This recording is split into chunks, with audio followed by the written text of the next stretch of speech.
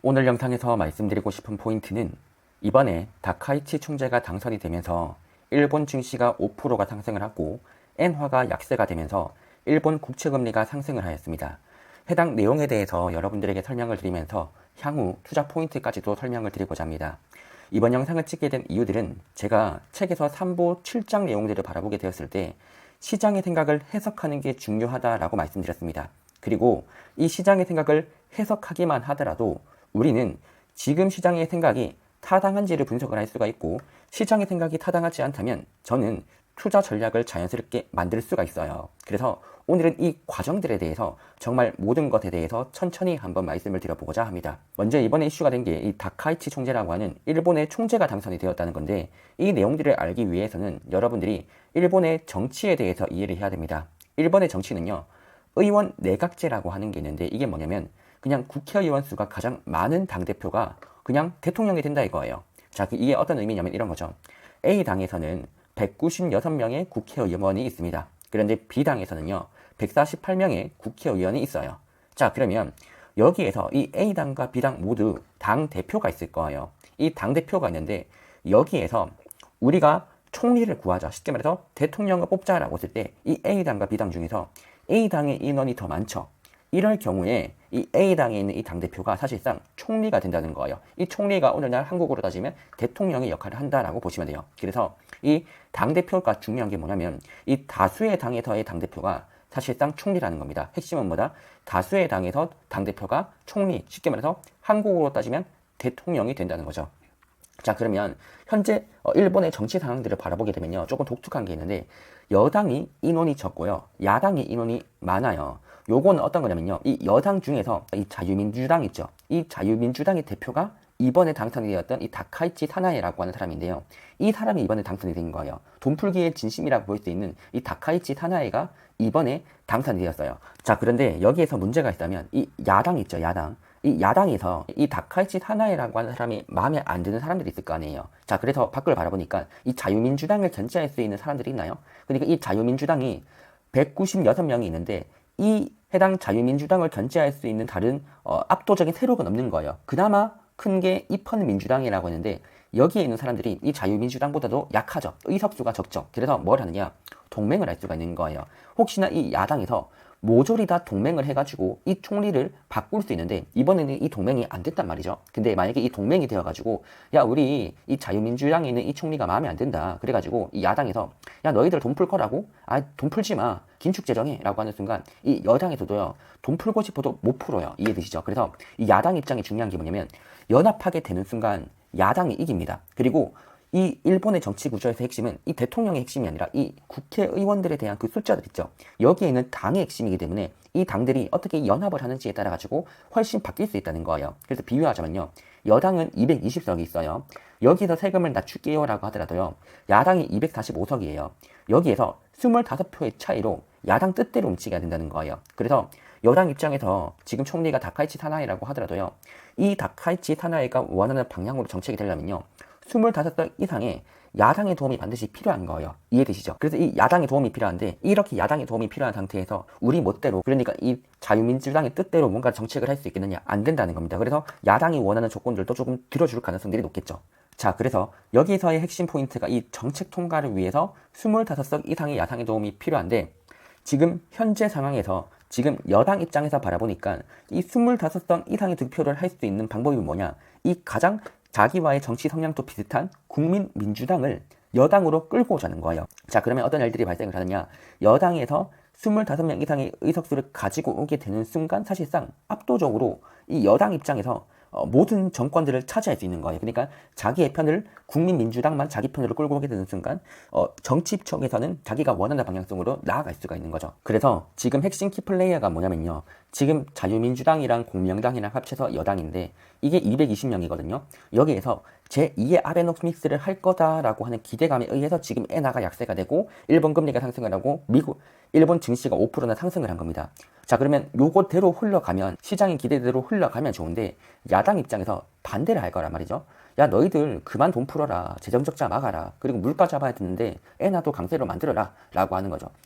그런데 이런 야당에서 이 국민민주당 있죠, 혹여나 여기에서 국민민주당을 이 여당 쪽으로 끌고 오게 되면 이 여당이 총 인원이 247명이 되는 거고 야당이 218명이 되는 거예요. 자, 그러면 여당이 원하는 정책들인 제2의 아베노믹스 실시할 수 있겠죠. 자, 근데 이렇게 하려면 뭐가 필요하다? 이 국민민주당의 동의가 필요하고요. 이 국민민주당이 원하는 정책들에 대해서 도와줘야겠죠. 그러니까 지금 여당 입장에서도 국민민주당을 끌고 오기 위해서는 야, 너희들이 원하는, 쉽게 말해서 너희 국민민주당이 원하는 정책들이 있으면 그거 들어줄게. 대신에 너희도 우리가 원하는 정책 제2의 아베노믹스를 도와줘 라고 언급을 할 가능성들이 높겠죠. 자, 그래서 이 국민민주당에 대해서 너희가 뭘 원하니? 라고 물어보니까 이 국민민주당의 스탠스는요, 재정 지출은 인정한다 이거예요. 근데 통화 정책은 약간 긴축으로 가자, 요런 스탠스예요. 이해되시죠? 키플레이어가 국민민주당인데 이 국민민주당은요, 부분적으로 완화를 하자라고 하는 스탠스라고요. 자, 정리를 하자면 이런 겁니다.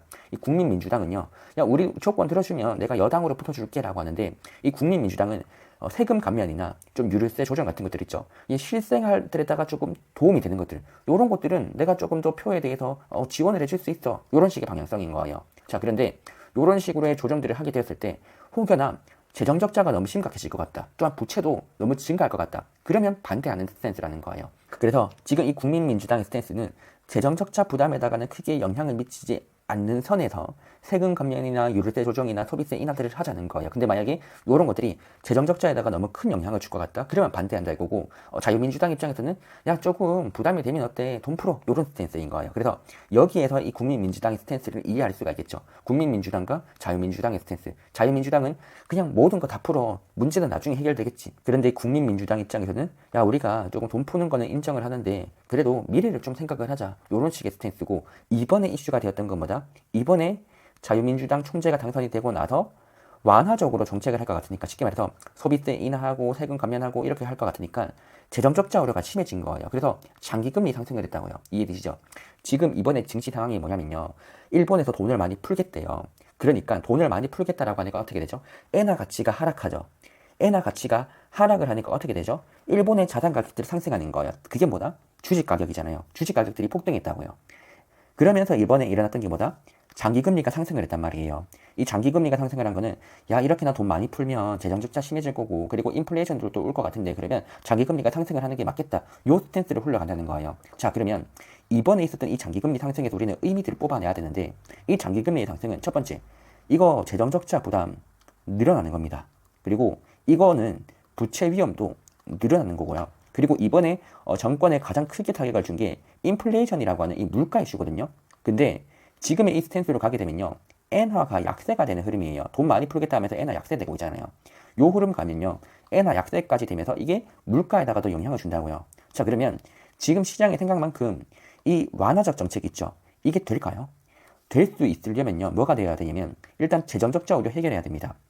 쉽게 말해서 실생활들에다가 이런 정책들 지원 있죠, 이 정책 지원 안 해줘야 된다고요. 또한 물가까지도 지금 문제가 되고 있어요. 그러면 물가를 지금 안정화를 시켜야 되는데, 물가 안정화는 어떻게 하느냐? 엔화를 약세로 만들면 될까요? 안 될 수 있다는 거죠. 그래서 지금 시장이 생각하는 것만큼 제2의 아베노미스가 되면서 막 엔화가 약세가 될 거다, 이 스탠스가 되려면요, 반드시 필요한 게 재정적자 우려 사라져야 되고 물가 우려도 사라져야지 지금 되는 거예요. 그러니까 지금 시장 예상대로 엔화가 약세가 될 거라고 하는 이 전망 있죠. 요거는 뭐가 되면 된다? 일단 물가가 안정화가 되면 돼요. 그리고 이 재정적자 있죠, 요것도 문제가 해결이 되시면 돼요. 이 재정적자 문제가 해결이 되시면 누가 도와준다? 국민민주당이나 야당 쪽에서 도와줄 수가 있어요. 야, 재정적자 문제 해결해 줄게 라고 하면서 다른 야당 쪽에서 도와줄 거고요. 그러면 지금 여당 입장에서 원하는 정책들 가능하겠죠. 근데 정책들을 할 때 물가 안정화가 반드시 필요합니다. 왜냐면 이 물가가 안정화가 안 되면요, 지금 여당에 있는 의석수 다 뺏겨요.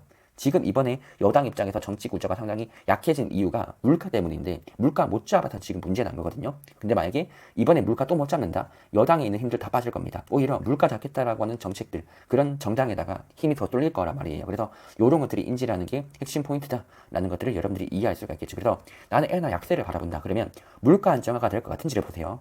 그리고 재정적자도 해결이 될 것인지, 이런 것들을 바라보시면서 여러분들이 체크를 하시면 되고, 만약에 물가가 상승할 것 같다, 그러면 엔화 강세 방향으로서의 베팅이 조금 더 타당하겠죠. 그리고 이 재정적자와 관련된 이야기들은요, 사실상 물가나 금리 이런 것들도 중요하긴 한데 그보다 중요한 것들은 정책이에요, 정책. 그래서 이 재정적자 여부는요, 금리를 올리면 물론 재정적자 우려가 강해질 거예요. 요것도 강해지는 게 맞는데 이와 동시에 세금 이슈를 어떻게 하는 게 더 중요해요. 지금 이 세금 이슈에 따라 가지고 장기금리 움직임들이 크게 달라질 수가 있기 때문에 지금은 세금 이슈가 더 중요하다. 근데 지금처럼 완화적인 스탠스로 가버린다? 그러면 장기금리 상승할 수 있기 때문에 이런 스탠스를 좀 체크를 하는 게 좋겠죠. 그래서 제가 핵심 포인트들을 정리를 하자면요. 제가 시장의 생각을 읽어내고요. 시장의 생각이 타당한지 분석을 해야 된다고 했었죠. 지금 시장의 생각을 지금 분석을 해보게 된다면요. 지금 다카이치 총재가 당선이 되고 나서 돈풀기 하겠다라고 하니까 엔화 약세가 되고 장기금리가 상승한 거잖아요. 그리고 이 환경에서 장기금리가 상승하는데도 불구하고 일본에 있는 주식시장은 폭등했다고요. 돈풀기로 인해서 엔화 가치가 약세가 되고 자산 가격이 상승할 것 같으니까 금리가 상승함에도 불구하고 주식시장도 폭등을 했던 거라고요. 이해되시죠? 자, 그러면 요 흐름 속에서 지금 정치 구조를 보자고요. 시장의 생각만큼 이 다카이치 총재가 돈풀기를 엄청나게 많이 할 수가 있을까요? 생각보다 정책 반대가 많을 수가 있다는 것들이 이해되시죠? 자, 근데 이 정책 반대가 왜 많을 수 있느냐 했을 때 핵심은 물가예요. 만약에 물가가 안정화가 되잖아요. 그러면 정책 반대 없을 거예요. 그러니까 물가가 안정화가 된다면 정책 반대는 없을 거라고요. 근데 물가가 올라간다면요. 정책 반대가 상당히 심할 겁니다. 그래서 중요한 거는 물가 이슈가 중요하긴 해요. 물가 이슈에 따라 가지고 정책이 반대가 될 수도 있고 찬성이 될 수도 있기 때문에 그래서 지금의 방향성이 물가를 안정화시키는 방향성으로 가느냐 여기에 대해서는 찬성할 가능성들이 높고요. 물가가 오를 것 같은 정책을 펼친다 그러면 반대를 할 가능성들이 높다는 거죠. 자, 그래서 향후에 물가가 올라가 버린다 그러면 생각보다 돈 풀기 어려울 수 있다. 그러면 이 순간부터는 긴축 기조로 갈 가능성들도 생긴다는 거죠. 자, 그러면 이 관점에서 엔화가 약세가 됐던 것들이 어떻게 될까요? 엔화가 강세로 전환될 수가 있겠죠. 요 흐름들을 우리가 체크를 하자고요. 일본의 장기금리는 모르겠어요. 이거는 정책 스탠스이기 때문에 요거는 모른다고 보는 게 맞으나 엔화의 방향성 있죠. 요거 정도는 우리가 충분히 요런 스탠스를 알고 있다면 엔화 투자 전략으로는 충분히 공부를 해볼 수가 있다는 겁니다. 일본 채권은 지금 신경 써야 될 게 워낙 많기 때문에 이거는 제가 장기 국채금리에 대한 특성들을 제가 다음 영상쯤에 올려드릴 거거든요. 그걸 보고 나서 여러분들이 장기 금리는 어떻게 예측하는지를 보시면 되는데 지금은 엔화만 신경을 쓴다면 이런 식의 스탠스들을 여러분들이 이해를 할 수가 있는 거죠. 자, 그러면 제가 이번에 5일 전에다가 제가 엔화 투자 전략에 대해서 제가 코멘트를 던진 게 있거든요. 지금 구간에서 안 그래도 총선 이후에 엔화 투자하기 괜찮을 수 있겠다라고 생각을 했었는데 이번 엔화에서 어느 정도 매수 타이밍에 대한 전략들이 꽤 나왔죠. 이번 영상을 들음으로써 우리가 뭘 바라봐야 되는지에 대해서 여러분들이 눈치를 챘을 거잖아요. 자, 그러면 이 관점에서 매수 타이밍에 대한 시그널들이 꽤 나오게 된다고요. 자, 그러면 언제쯤에서 우리가 매매를 해야 될지 이거는 멤버십 영상에서 제가 코멘트를 드린 게 있죠. 일본 중앙은행에서 정책 개입이 들어갔던 구간이 있어요. 그러니까 지금부터는 엔화가 약세가 되면 안 돼요 라고 하면서 정책 개입이 들어갔던 구간들이 있기 때문에 이런 정책 개입이 들어가는 지점 쪽에서 우리가 엔화를 매수하는 전략들을 펼치면 되고요. 그리고 무엇보다 중요한 거는 매도 타이밍들이에요. 근데 매도 타이밍들도 이미 공부를 다 할 수가 있어요. 그러니까 언제쯤에 매도를 해야 될까라고 했었을 때 지금 당장 막 엔화를 매도를 해야 되는가? 그건 아니라는 거죠. 그러니까 매수 타이밍들은 조만간에 기회가 나올 거니까 매수 타이밍을 잡고 언제쯤에 매도를 해야 되는가라고 했을 때는 한국에서 금리 인상하는 시기들 있죠. 한국 쪽에서 금리를 올리겠다라고 하는 그 스탠스가 보일 때는요. 엔화를 분할 매도하는 게 맞습니다. 자, 근데 지금은 그런 스탠스가 보이느냐? 아니기 때문에 한국은 금리 동결 또는 인하 방향성으로 나아가려고 하고 있기 때문에 지금은 방향성은 그래도 좋은 기회가 온다면 엔화를 매수해도 되겠구나. 이런 것들을 읽을 수가 있다는 거죠. 자, 오늘 내용들 제 책의 3부 7장에서 시장을 해석하는 게 중요하다라고 했어요. 근데 이걸 이해를 하려면 어떻게 해야 되느냐? 환율에 대한 흐름들을 읽어야 되고요. 금리에 대한 흐름들을 읽어야 돼요. 그리고 주식시장의 흐름들까지도 읽어내야지만 이번에 분석을 할 수 있는 거예요. 이번에 누군가는 일본에서 장기금리가 상승을 했는데 증시가 상승을 했다. 뭔가 이상하다라고 생각을 하겠지만 그렇게 보는 게 아니라고요. 전부 다 이런 움직임들이 왜 발생했죠? 그 트리거가 뭐죠? 이번에 트리거는요.